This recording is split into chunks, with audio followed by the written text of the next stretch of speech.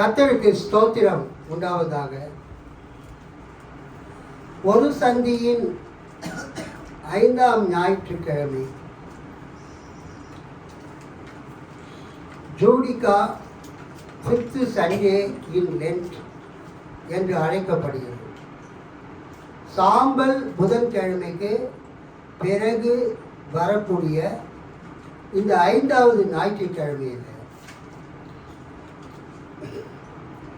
மைய கருத்து நியாயம் விசாரியும் என்ற வார்த்தையாகும். அது ஜூடிகா என்ற லத்தீன் வார்த்தையினுடைய விளக்கம். என்னை நியாயம் விசாரியும். இன்றைக்கு அதோடு தொடர்புடைய சங்கீதம் 43 நாம் மாறி மாறி வாசித்தோம். இன்றைக்கு செய்திக்காக கொடுக்கப்பட்டிருக்கிற வேத பகுதி யோவான் எழுதின நற்செய்தி அதிகாரம் 11 45 முதல் 57 வரை, 45 முதல் 57 வரை அந்த அதிகாரம் முழுவதும் நாம் வாசிப்போம். 45 முதல். இயேசுவை கொல்ல சதி திட்டம். Jewish leaders plot to kill Jesus.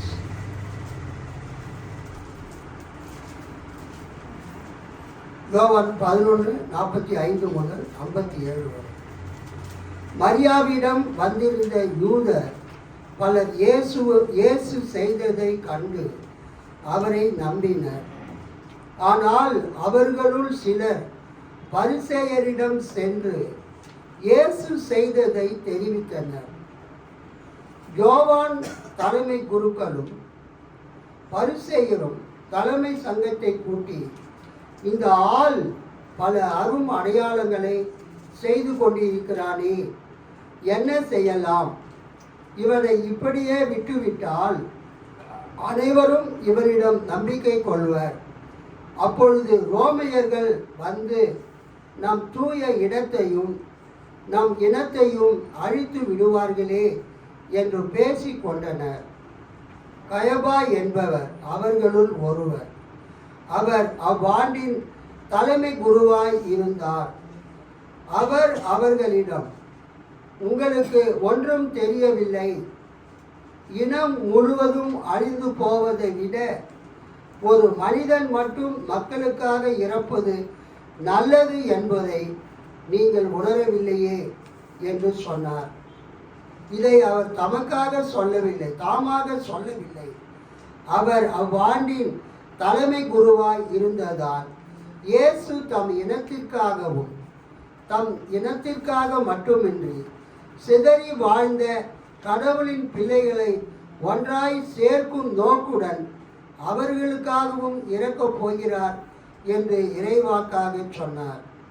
ஆகவே அன்றில் இருந்தே அவர்கள் இயேசுவை கொன்றுவிட திட்டம் தீட்டினார்கள்.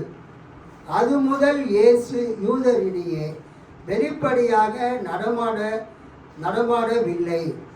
அவர் அவ்விடத்தினின்று அகன்று பாலை நிலத்திற்கு அருகில் உள்ள பகுதிக்கு போய் எப்ராயிம் என்னும் ஊரில் தம் சீடருடன் தங்கி இருந்தார். இறுதி பஸ்கா விழா 55 முதல். யூதர்களுடைய பஸ்கா விழா அண்மையில் நிகழவிருந்தது. விழாவுக்கு முன் தங்கள் தூய்மை சடங்குகளை நிறைவேற்ற பலர் நாட்டுப்புறங்களில் இருந்து எருசலேமுக்கு சென்றனர். அங்கே அவர்கள் இயேசுவை தேடினார்கள். அவர் திருவிழாவுக்கு வரவே மாட்டாரா? நீங்கள் என்ன நினைக்கிறீர்கள் என்று கோவிலில் நின்று கொண்டிருந்தவர்கள் தங்களிடையே பேசிக்கொண்டார்கள். ஏனெனில் தலைமை குருக்களும் பரிசேயர்களும் இயேசுவை பிடிக்க எண்ணி அவர் இருக்கும் இடம் யாருக்கேனும் தெரிந்தால் தங்களிடம் வந்து அறிவிக்க வேண்டும் என்று கட்டளையிட்டிருந்தார்கள். ஆமென். அல்லேலூயா. கண்களை மூடி ஜெபிப்போம். மகா கிருபையும் இரக்கமும் இருந்த பரம தந்தையே, இந்த வேலைக்காக ஸ்தோத்திரம். இப்பொழுது வாசிக்கப்பட்ட வேத வசனத்தின் மூலமாக எங்களோடு பேசும். இயேசுவின் மூலம் ஜெபிக்கிறோம் நல்ல பிதாவே, ஆமென். கர்த்தருக்கு ஸ்தோத்திரம் உண்டாவதாக. இந்த நாளுக்கு பொதுவான பெயர் என்னவென்றால் பேஷன் சண்டே. இந்த நாளுக்கு பொதுவான பெயர் என்ன? Passion Sunday. ஆண்டவருடைய திருப்பாடுகளை நினைக்கும் ஞாயிறு. ஆண்டவராகிய இயேசுவினுடைய திருப்பாடுகளை நினைவு கூறும் ஞாயிறு. ஆங்கிலத்தில் இதற்கு பேஷன் சண்டே என்று பெயர்.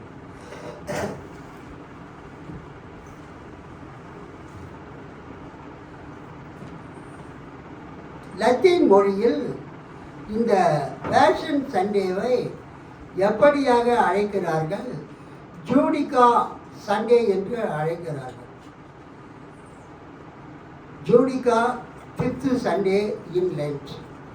லெந்து காலத்தில் சாம்பல் புதன்கிழமைக்கு பிறகு வரக்கூடிய 5வது ஞாயிற்றுக்கிழமை. இந்த ஜூடிகா என்ற வார்த்தைக்கு நியாயம் விசாரியும், நியாயம் விசாரியும்.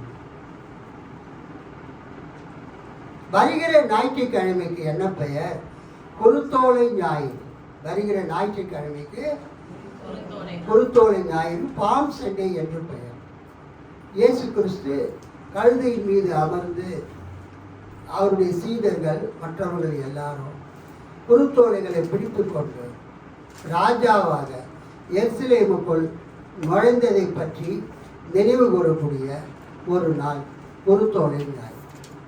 பொதுவாக உலகமெங்கும் இருக்கக்கூடிய கிறிஸ்தவர்கள் அனைவரும் தங்கள் ஊரின் ஒரு குறிப்பிட்ட இடத்தில் இருந்து பவனியாக புறப்பட்டு குருத்தோலை ஞாயிறு பாடல்களை பாடிக்கொண்டு குருத்தோலைகளை, நமது நாட்டில் தென்னம் குருத்தோலைகளை ஏந்தி கொண்டு அந்த பவனியாக அந்த குருத்தோலை ஞாயிறு பாடல்களை, பவனி செல்கிறார் ராஜா நாம் பாடி புகழ்வோம் நேசா என்கிற அந்த பாடல்களை பாடிக்கொண்டு ஆலயத்துக்கு செல்வார்கள். வருகிற ஞாயிற்றுக்கிழமை, நாமும் வருகிற ஞாயிற்றுக்கிழமை நாம் வசிக்கிற இந்த கொரட்டூர் பகுதியில் அனைத்து திருச்சபையினரும் ஏற்பாடு செய்திருக்கிற அந்த குருத்தோலை பவனியிலே நாம் கலந்து கொள்ள இருக்கிறோம். இன்றைக்கு நாம் கிறிஸ்துவினுடைய பாடுகளை நினைவு கூறக்கூடிய ஒரு ஞாயிற்றுக்கிழமையிலே நாம் ஆண்டவரை வழிபட நாம் வந்திருக்கிறோம். இந்த நாளிலே நமக்கு கொடுக்கப்பட்டிருக்கிற இந்த தலைப்பு யோவான் நற்செய்தி நூல் 11ஆம் அதிகாரம் 45 முதல் 57 வரை கொடுக்கப்பட்டிருக்கிறது. இதனுடைய தலைப்பு என்னவென்றால் இயேசுவை கொல்ல சதி திட்டம். யூதர்களுடைய தலைவர்கள் யார்? அவர்கள் பிரதான ஆசாரியர் மற்றும் பிற ஆசாரியர்கள், ஜனத்தின் மூப்பர்கள், பரிசேயர்கள் அனைவரும் ஒன்று கூடி இயேசுவை கொலை செய்ய சதி திட்டம் தீட்டினார்கள். Jewish leaders plot to kill Jesus. இயேசுவை சிலுவையில் அறைந்து கொல்ல வேண்டும் என்கிற ஒரு சதி திட்டத்தை அவர்கள் தீட்டுகிறார்கள்.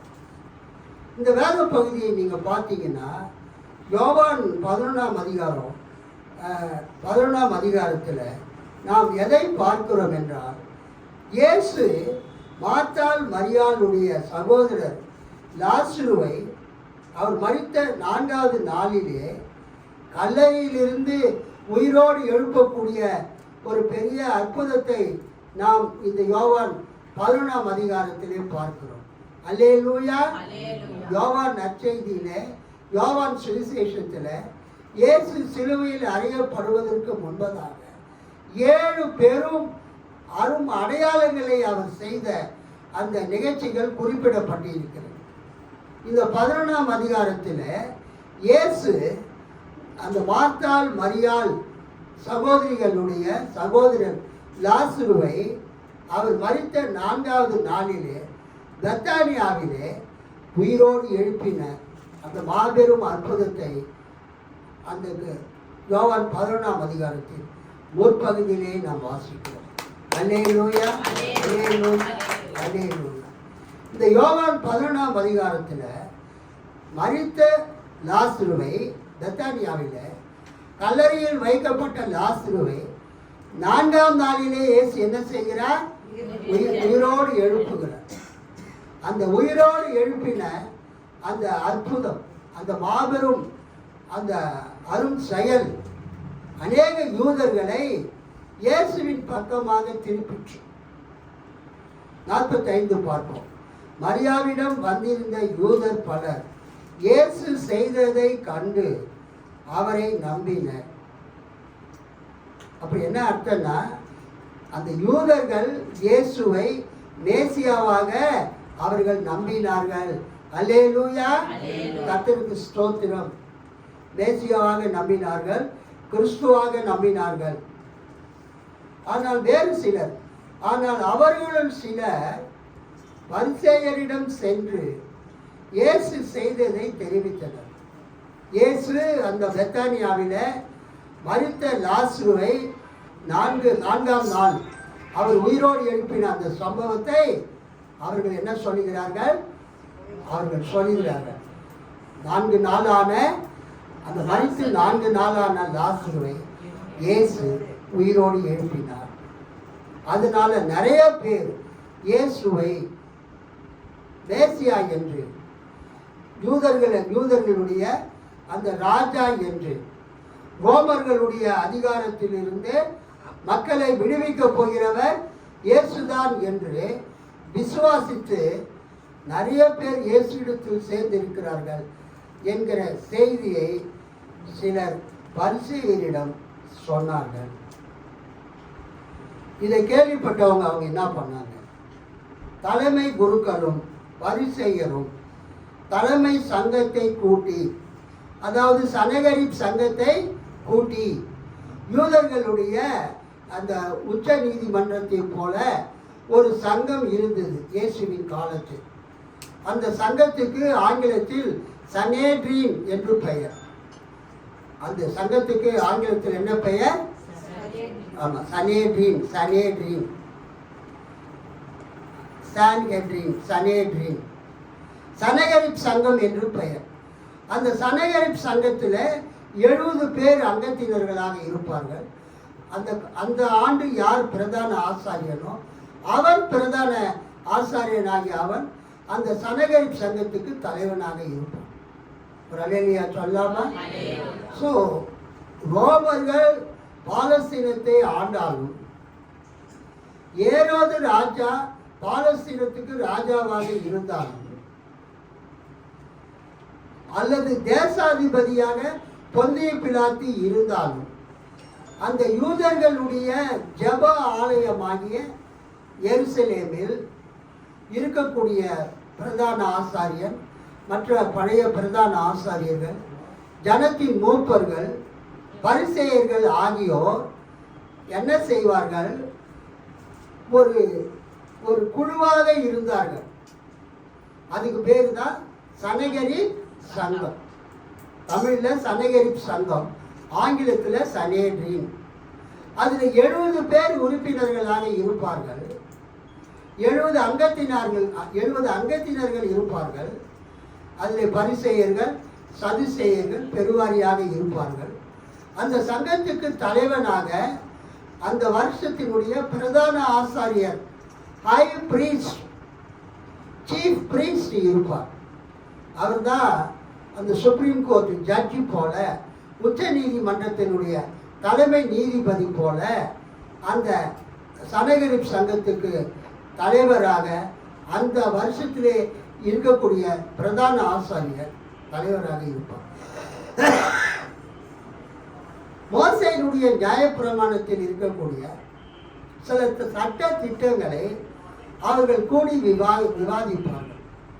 அல்லது மக்களிடையே இருக்கக்கூடிய சில பிரச்சனைகளுக்கு அவர்கள் என்ன செய்வார்கள்? தீர்ப்பு கொடுப்பார்கள். விசாரித்து மக்களிடையே இருக்கக்கூடிய சில பிரச்சனைகளுக்கு அவர்கள் விவாதித்து அவர்கள் தீர்ப்பு கொடுப்பார்கள். அவர்களுக்கு மரண தண்டனை விதிக்கக்கூடிய அந்த அதிகாரம் கூட அந்த சனகரிப் சங்கத்துக்கு இருந்தது. சனகரிப் சங்கத்துக்கு என்ன இருந்தது? மரண தண்டனை கொடுக்கக்கூடிய அதிகாரம் கூட இருந்தது. உதாரணமாக தேவ தூஷணம், யெகோவாவுக்கு விரோதமாக, கர்த்தருக்கு விரோதமாக, நான் தான் யெகோவாவினுடைய மகன், நான் தான் தேவகுமாரன் என்று யாராவது சொன்னார், அல்லது நான் தான் மேசியா என்று சொன்னால் அவனுக்கு மரண தண்டனை கொடுக்கக்கூடிய அதிகாரம் அந்த சனகரிப் சங்கத்துக்கு இருந்தது. பிற்காலத்தில் அந்த மரண தண்டனை, சிலுவையிலே அறைந்து ஒரு ஆளை கொல்லக்கூடிய அந்த அதிகாரம் அந்த தேசாதிபதிக்கு சென்று விட்டது. அல்லேலூயா. தேவதூஷணம் குற்றச்சாட்டுகளை இவர்கள் விசாரித்து கல்லெறிந்து ஒரு ஆளை கொல்லக்கூடிய அந்த அதிகாரம் இவர்களுக்கு இருந்தது. ஆனால் ஒருவனை சிலுவையிலே அறைந்து சாகடிக்கக்கூடிய அந்த அதிகாரம் யாரிடத்தில் இருந்தது? தேசாதிபதிக்கு, ரோமன் கவர்னருக்கு இருந்தது. யூதேயாவினுடைய தேசாதிபதியாக, கவர்னராக இயேசுவின் காலத்தில் பொந்திய பிலாத்து இருக்கிறார். ஆகவே இயேசுவை விசாரித்து அவருக்கு சிலுவையிலே அறைந்து கொல்ல வேண்டும் என்கிற தண்டனையை அந்த பிலாத்துவினிடத்திலே யூதர்கள் ஒப்புக் கொடுக்கிறார். மத்தேயு, மார்க்கு, லூக்கா இந்த 3 சுவிசேஷங்களை நீங்கள் வாசித்தீர்கள் என்றால் இயேசுவை சிலுவையிலே அறைந்ததற்கு காரணமாக மார்க்கு 14ஆம் அதிகாரம், மார்க்கு 14ஆம் அதிகாரத்தில் 57 58 வசனங்களை ஒருவர் வாசிக்கிறார். அப்பொழுது சிலர் எழுந்து, கைவேலையாகிய இந்த தேவாலயத்தை நான் இடித்து போட்டு கைவேலை இல்லாத வேறொன்றை 3 நாளைக்குள்ளே கட்டுவேன் என்று இவன் சொன்னதை நாங்கள் கேட்டோம் என்று அவருக்கு விரோதமாய் பொய் சாட்சி சொன்னார்கள். அப்படி சொல்லியும் அவர்கள் சாட்சி ஒவ்வாமல் போயிற்று. அப்பொழுது பிரதான ஆசாரியர் எழுந்து நடுவே நின்று இயேசுவை நோக்கி, இவர்கள் உமக்கு விரோதமாய் சொல்லுகிறதை குறித்து நீ ஒன்றும் சொல்லுகிறதில்லையா என்று கேட்டான். அவரோ ஒரு உத்தரவும் சொல்லாமல் பேசாதிருந்தார். மறுபடியும் பிரதான ஆசாரியர் அவரை நோக்கி, நீ சோதரிக்கப்பட்ட தேவனுடைய குமாரனாகி கிறிஸ்துதானா என்று கேட்டார். அதற்கு இயேசு, நான் அவர்தான். மனுஷகுமாரன் சர்வ வல்லவரின் வலது பார்சத்தில் வீற்றிருப்பதையும் வானத்தின் மேகங்கள் மேல் வருகிறதையும் நீங்கள் காண்பீர்கள் என்றார். பிரதான ஆசாரியர் இதை கேட்டவுடனே தன் வஸ்திரங்களை கிழித்துக் கொண்டு, இனி சாட்சிகள் நம்மளுக்கு வேண்டியதென்ன? தேவ தூஷணத்தை கேட்டீர்களே, உங்களுக்கு இன்னமாய் தோன்றுகிறது என்றார்.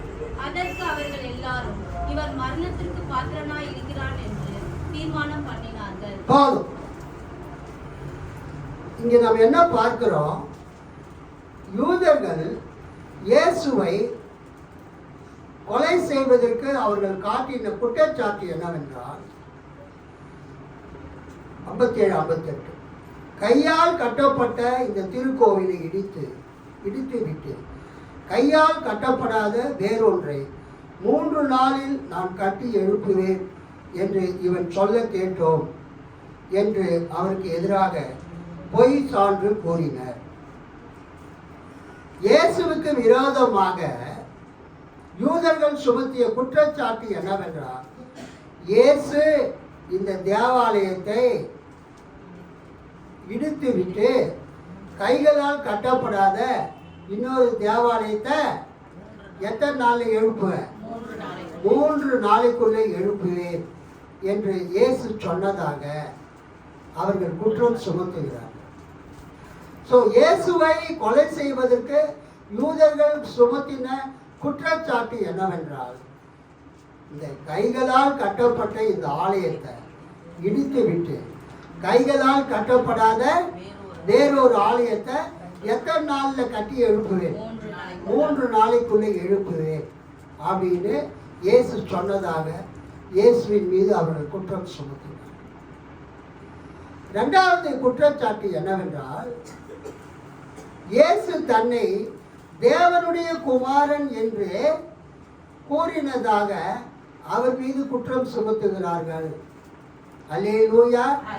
தான் தேவனுடைய குமாரன் என்று இயேசு கூறினதாக அவர் மீது குற்றம் சுமத்துகிறார்கள். இதை நாம் பாட்டில் மற்ற சமநோக்கு நற்செய்திகளிலே பார்க்கிறோம். யோவான் சுவிசேஷத்தில் இயேசுவை அவர்கள் சிலுவையில் அறிவதற்கு என்ன காரணத்தை தேடுகிறார்கள்? யோவான் 10வது அதிகாரத்தில்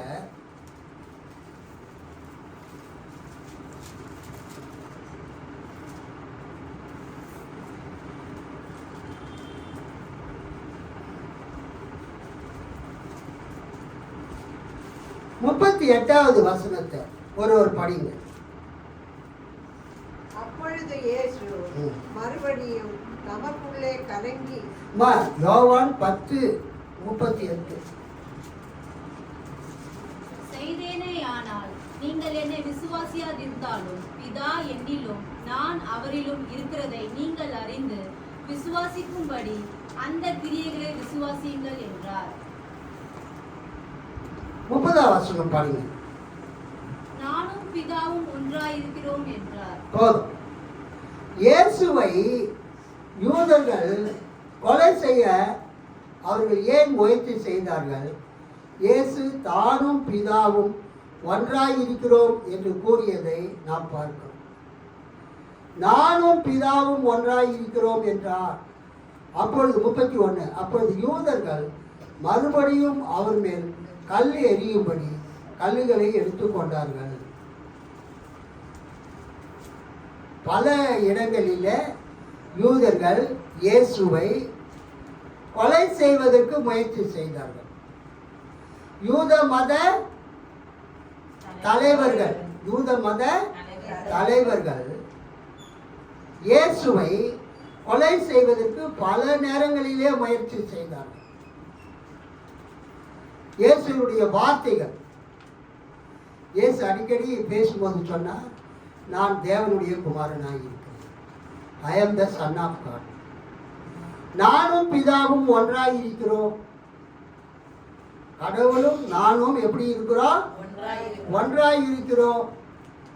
அப்பொழுது அவர்களுக்கு பயங்கர கோபம் வருது. இவனுடைய அப்பா தெரியும், இவனுடைய அம்மா தெரியும். இந்த நாசரேத்தூர் இயேசுடைய அப்பா பேரு யோசேப்பு. அவர் ஒரு தச்சன். அவங்க அம்மா பேரு மரியாள். யோசேப்பும் நமக்கு தெரியும், மரியாளும் நமக்கு தெரியும். யோசேப்புக்கும் மரியாளுக்கும் பிறந்த இந்த மகனாகிய இயேசு தன்னை யோசேப்பின் குமாரன் மரியாளின் குமாரன் என்று சொல்லாம தன்னை கடவுளின் மகன் தேவனுடைய குமாரன் என்று சொல்லி தன்னை தேவனுக்கு சமமாக்குகிறார். ஆகவே இவரை கொலை செய்ய வேண்டும் என்று யூதர்கள் என்ன செய்கிறார்கள்? முடிவு செய்கிறார்கள். கர்த்தருக்கு ஸ்தோத்திரம்.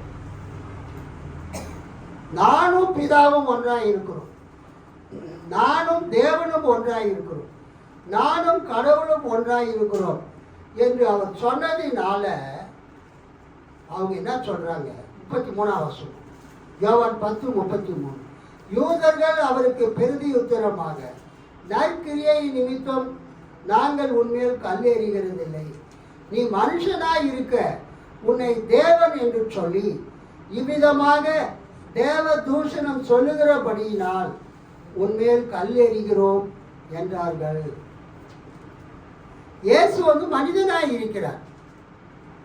அவர் தன்னை யாருக்கு சமமாக மாற்றுகிறார்? பிதாவுக்கு சமமாக, தேவனுக்கு சமமாக மாற்றுகிறார். நானும் பிதாவும் ஒன்றாய் இருக்கிறோம் அப்படின்னா மனிதனாகிய இயேசு தேவனுக்கு எப்படி சமமாய் இருக்க முடியும்? இவர் தேவ தூஷணம் சொல்கிறார் என்று அவர் மேல் கல்லெறியும்படியாக அவர்கள் முயற்சி செய்தார். ஆக இயேசுவினுடைய வாழ்க்கையில அவருடைய போதனைகளையும் அவர் செய்த செயல்களையும் பார்த்த கேட்ட யூதர்கள், யூத மத தலைவர்கள் இயேசுவை கொலை செய்ய அவர்கள் சதி திட்டம் தீட்டினார்கள். முக்கிய பிரச்சனையே என்னன்னா, ஏன் யூத மத தலைவர்கள் இயேசுவை கொலை செய்ய திட்டம் தீட்டினார்கள் என்றால், திரளான கூட்டத்தார் இயேசுவை பின்பற்றினார். திரளான கூட்டத்தார், ஆமா, திரளான கூட்டத்தார் இயேசுவை பின்பற்றினார். ஒரு கிரேட் மாஸ், பெரும் திரளான கூட்டத்தார் இயேசுவை பின்பற்றுகிறார். இதை பார்த்த பிரதான ஆசாரியர்கள், வேத பாரகர்கள், பரிசேயர்கள் பயந்து விட்டார்கள். என்ன பயந்து விட்டார்கள்? இத்தனை வருஷமா நம்ம இந்த யூத மக்களுக்கு நம்ம தலைவர்களாக இருக்கிறோம், இந்த மக்கள் நம்மை பின்பற்ற வரவில்லை. ஆனால் இப்ப இவங்க யாரை பின்பற்றுகிறார்கள்? இயேசுவை பின்பற்றுகிறார்கள். இயேசு தன்னை தேவனுடைய குமாரன் என்று சொல்கிறார். இயேசு தன்னை கிறிஸ்து என்று சொல்கிறார். இயேசு தன்னை மேசியா என்று சொல்கிறார்.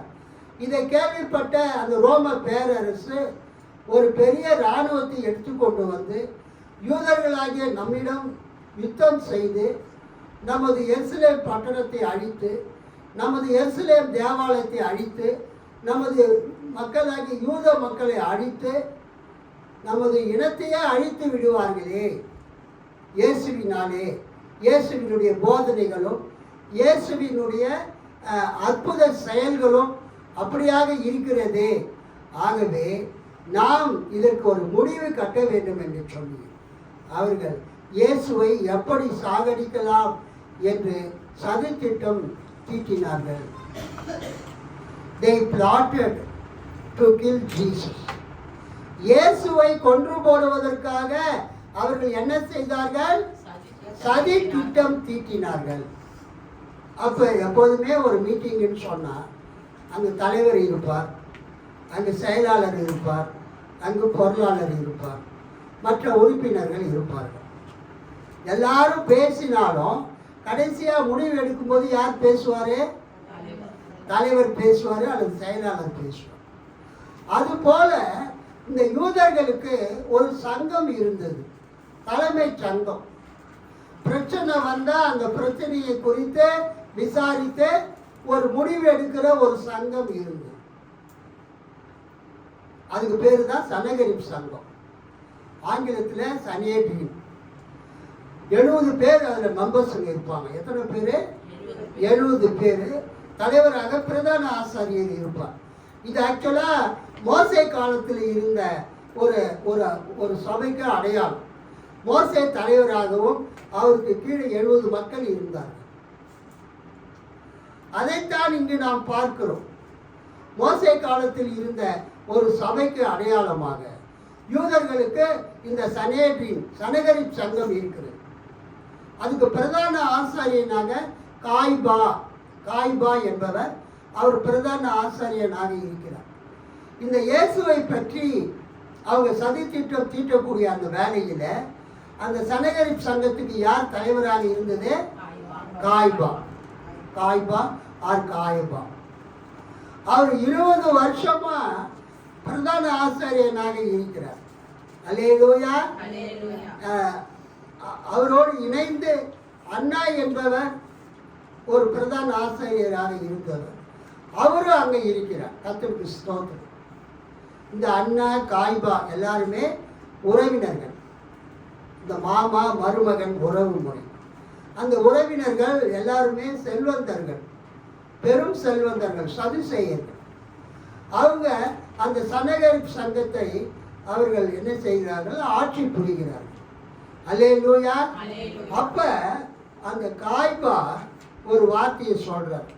என்ன சொல்றாரு? 49ஆம் வசனம்.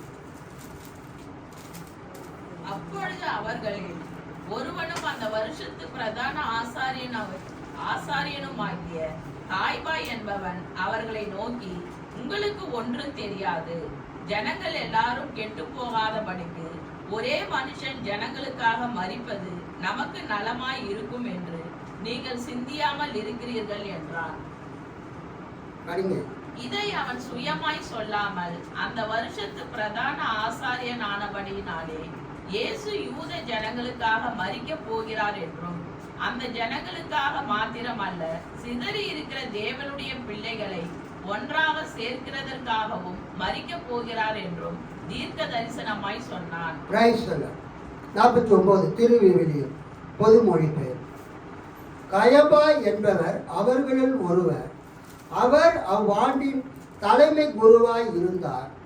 அவர் அவர்களிடம், உங்களுக்கு ஒன்றும் தெரியவில்லை, இனம் முழுவதும் அழிந்து போவதை விட ஒரு மனிதன் மட்டும் மக்களுக்காக இறப்பது நல்லது என்பதை நீங்கள் உணரவில்லையே என்று சொன்னார். இதை அவர் தாமாக சொல்லவில்லை.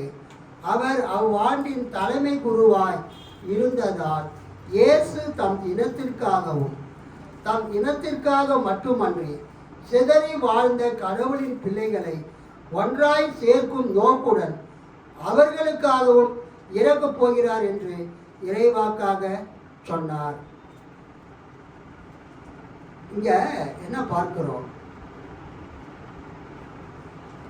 அந்த காய்பா சொல்றார், இனம் முழுவதும் அழிந்து போவதை விட.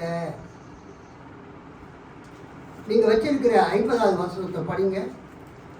ஜனங்கள் எல்லாரும் கெட்டு போகாத பாருங்க. ஜனங்கள் எல்லாரும் கெட்டு போகாதபடி.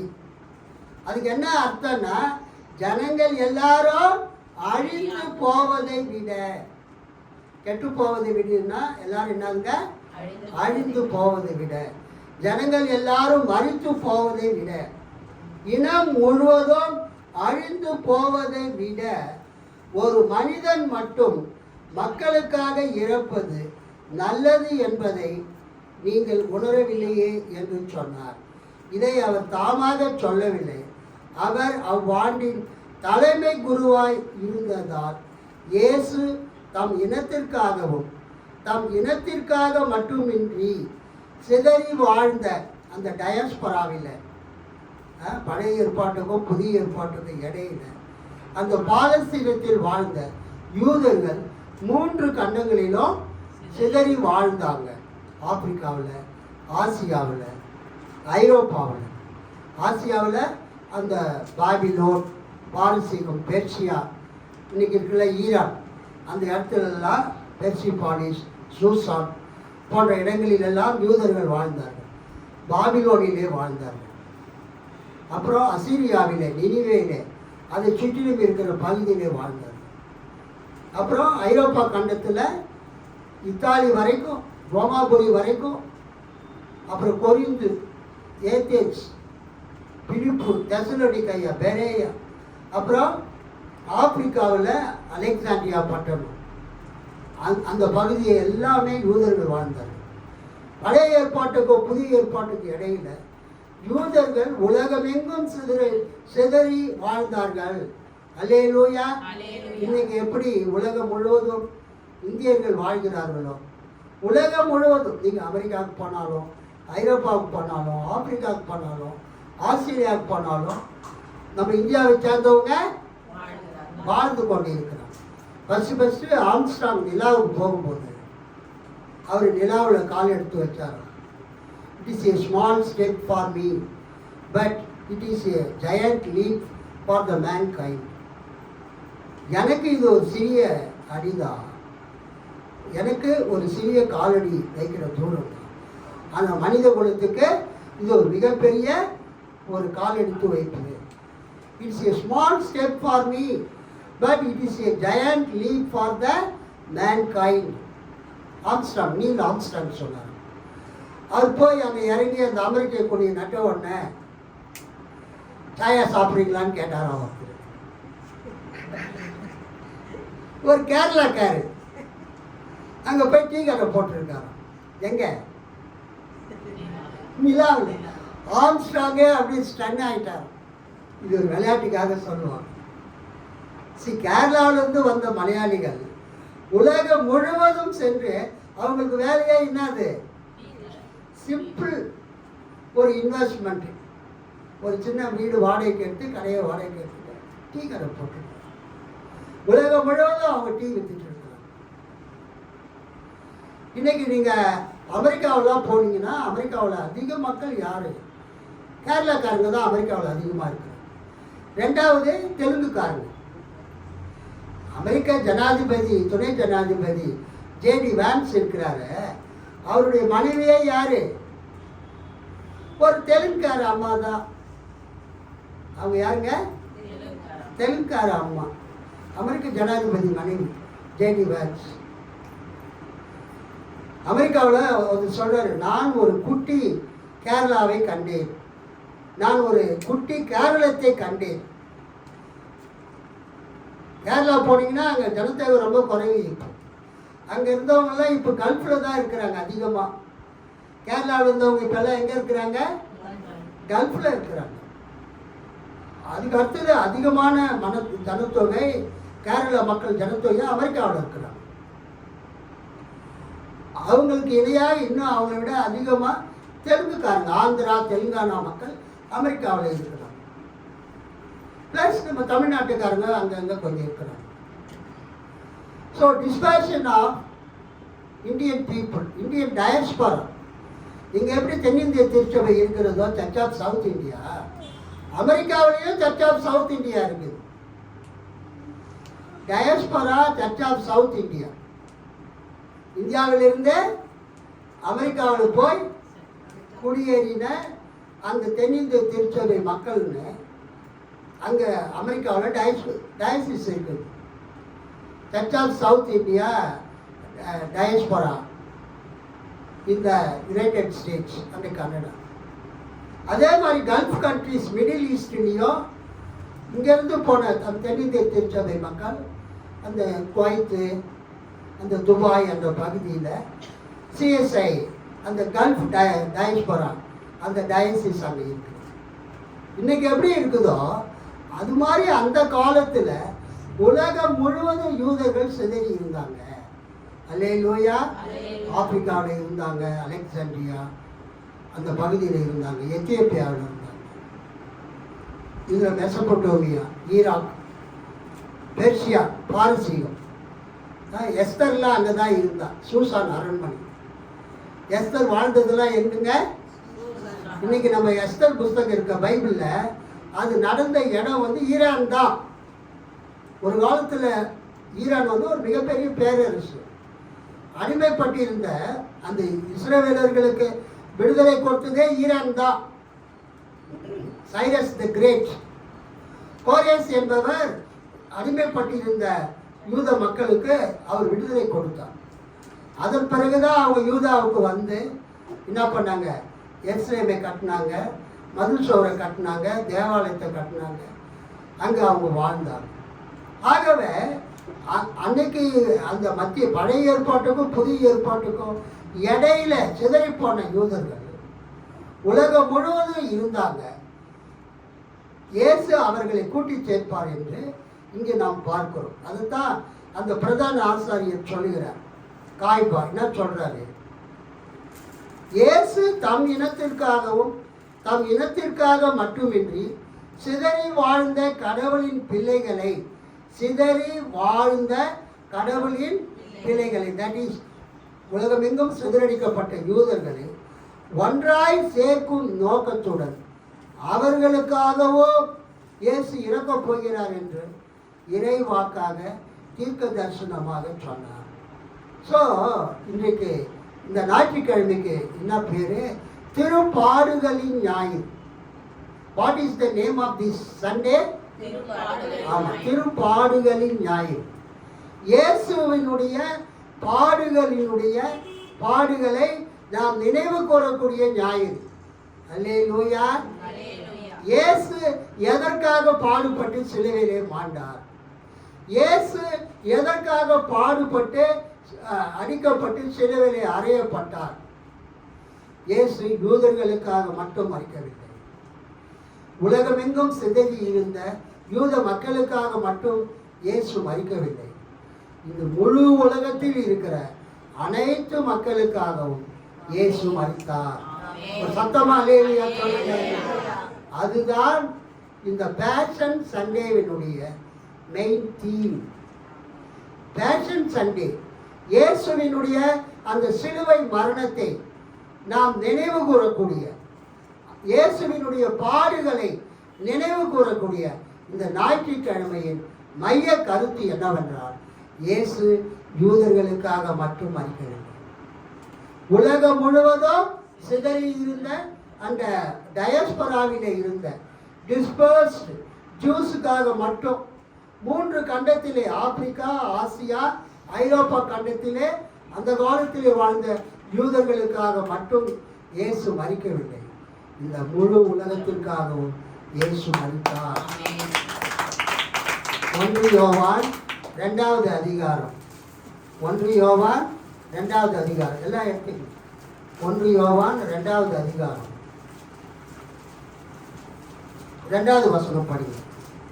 நம்முடைய பாவங்களை நிவர்த்தி செய்கிற கிருபாதார பலி அவரே. நம்முடைய பாவங்களை, நல்லா கவனிங்க, நம்முடைய பாவங்களை நிவர்த்தி செய்கிற கிருபாதார பலி அவரே. அல்லேலூயா. கீழ் வசனம் ரொம்ப இம்பார்ட்டன்ட். நம்முடைய பாவங்களை மாத்திரமல்ல, நம்முடைய பாவங்களை மாத்திரமல்ல, சர்வலோகத்தின் பாவங்களையும் அனைத்து உலகத்தின் பாவங்களையும் நிவர்த்தி செய்கிற நிவர்த்தி செய்கிற பலியாயிருக்கிறார். பலியாக இயேசு இருக்கிறார். சத்தமா கைத்தட்டி ஆண்டவரை மகிமைப்படுத்துவோம். இயேசு எதற்காக மரித்தார், இயேசு எதற்காக மரிக்க வேண்டும் என்று அன்னைக்கு பிரதான ஆசாரியனாக இருந்த அந்த காய்பா சொல்றான். ஜனங்களுக்காக ஒரு மனிதன் மரிக்கிறது நல்லது. அல்லேலூயா. ரோமர்கள் படையெடுத்து வந்து நமது பரிசுத்த தேவாலயம் இருக்கிற எருசலேமையும் இந்த பாலஸ்தீனத்தில் இருக்கிற எல்லா யூதர்களையும் ரோமர்கள் படையெடுத்து வந்து அழித்து கொள்ளுவதை விட ஜனங்களுக்காக ஒருவர் மரிக்கிறது நல்லது. அப்படி அவர் மரித்தார் என்றால் அவர் நமது ஜனமாகிய யூதர்களுக்கு, இந்த பாலஸ்தீனத்தில் இருக்கிற, இந்த எருசலேமில் இருக்கிற யூதர்களுக்காக மட்டும் அவர் மரிக்காமல் இந்த 3 கண்டங்களிலும் இருக்கிற ஆப்பிரிக்கா, ஆசியா, ஐரோப்பா ஆகிய 3 கண்டங்களிலும் சிதறி போயிருக்கிற எல்லா யூதர்களுக்காகவும் ஒன்று சேர்க்கும்படியாக அவர் மரிக்க வேண்டும் என்று காய்பா அன்றைக்கு சொன்னார். அது ஒரு தீர்க்க தரிசனமாக அவர்கள் எடுத்துக்கொண்டார். ஆனால் யோவான், இயேசுவின் அன்பான சீடன் யோவான் என்ன சொல்கிறார்? நம் பாவங்களுக்காக கிருபாதார பலி அவரே, நம் பாவங்களுக்காக கழுவாய் அவரே, நம் பாவங்களை மன்னிக்கக்கூடிய கிருபாதார பலியாக இயேசு சிலுவையில் மரித்தார். நம் பாவங்களுக்கு மட்டுமல்ல, அனைத்து உலகின் பாவங்களுக்கும் கிருபாதார பலி அவரே. நம்முடைய பாவங்களுக்காக மட்டுமல்ல, இந்த அனைத்து உலகின் பாவங்களையும் மன்னிக்கக்கூடிய, கழுவக்கூடிய கிருபாதார பலியாக இயேசு இருக்கிறார். கைத்தட்டி ஆண்டவர் மகிமைப்படுத்தும். ஸோ இந்த அருமையான நாளிலே அந்த காய்பாவினுடைய தீர்க்க தரிசனத்தை கேட்டவர்கள் அந்த நாள் முதற்கொண்டு இயேசுவை சிலுவையில் அறைவதற்கு அவர்கள் அவங்க சதி திட்டத்தை தீட்டி அதை செயல்படுத்த நினைக்கிறார்கள்.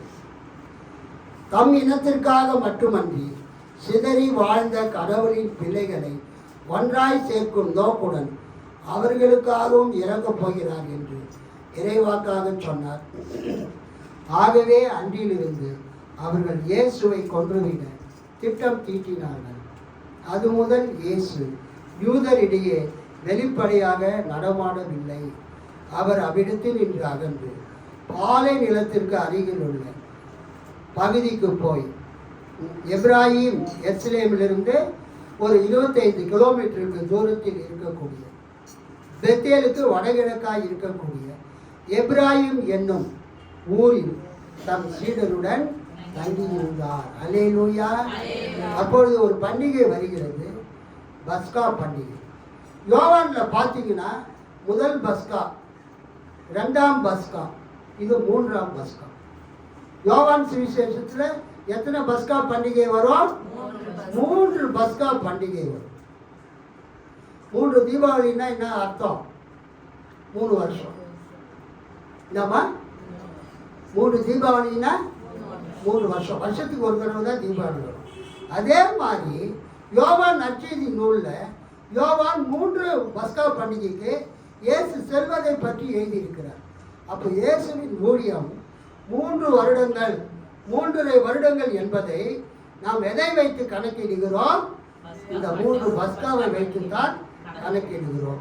இயேசு ஞானஸ்நானம் பெற்றதிலிருந்து ஒரு 6 மாதம், அப்புறம் அவர் முதல் பஸ்கா, அப்புறம் அவர் 2வது பஸ்கா, அப்புறம் அவர் 3வது பஸ்கா. 3 வருஷம் கணக்கு வருகிறது. அதை இதிலே நாம் பார்க்கிறோம். இயேசு அவர் யூதருக்கு சற்று காலம் தள்ளி அவர் எருசலேமிலிருந்து வடகிழக்காக இருக்கக்கூடிய எப்ராஹிம் என்ற ஊர் 25 கிலோமீட்டருக்கு அப்பால் இருக்கிறது. அந்த ஊரில் அவர் வாழ்ந்தாலும் அந்த நேரம் வரும்போது, தன்னுடைய நேரம் வரும்போது சிலுவையில் அறையப்பட்டு உயர்த்தப்படும்படியாக அவர் எருசலேமுக்கு வருகிறது. ஆக இந்த பேஷன் சண்டேயில், திருப்பாடுகளின் ஞாயிற்றுக்கிழமையில் இயேசு எப்ராஹிம் என்ற ஊரில் போய் தங்கி இருந்ததை பார்க்கிறோம். ஒரு வாரம் கழித்து அவர் எருசலேமுக்கு அந்த கழுதியின் மேலே ஏறி ராஜாவாக பிரவேசிக்க போகிறது. குருத்தோலை ஞாயிற்றுக்கிழமையிலே நாம் கொண்டாட போகிறோம். ஸோ இந்த நாளிலே நாம் அறிந்து கொள்ள வேண்டிய செய்தி, இயேசு அவர் வாழ்ந்த பாலஸ்தீன யூதர்களுக்காக மட்டுமல்ல, அவர் காலத்தில் வாழ்ந்த சிதறி போயிருந்த யூதர்களுக்காக மட்டுமல்ல, 1 யோவான் 2:2 சொல்லி இருக்கிறது, இந்த முழு உலகத்தின் பாவங்களையும் மன்னிக்கக்கூடிய கிருபாதார பலியாக சிலுவையில் மரித்தார். அவர் சிலுவையில் உயர்த்தப்பட்டிருக்கும் போது எல்லாரையும் என்னன்னைக்கு இழுத்து கொள்ளுவேன் என்ற வார்த்தையின்படி அன்றைக்கு உயர்த்தப்பட்ட கிறிஸ்து இன்றைக்கு பிதாவின் வலது பார்சத்திலே உயர்த்தப்பட்டு உட்கார்ந்து கொண்டு நமக்காக பிதாவிடம் பரிந்து பேசிக் கொண்டிருக்கிறார். ஆக அந்த இயேசுவை நோக்கி நாம் ஜெபிப்போம். நாம் நம்மை ஆயத்தப்படுத்திக் கொள்வோம். கர்த்தர் உங்களை ஆசீர்வதிப்பாராக.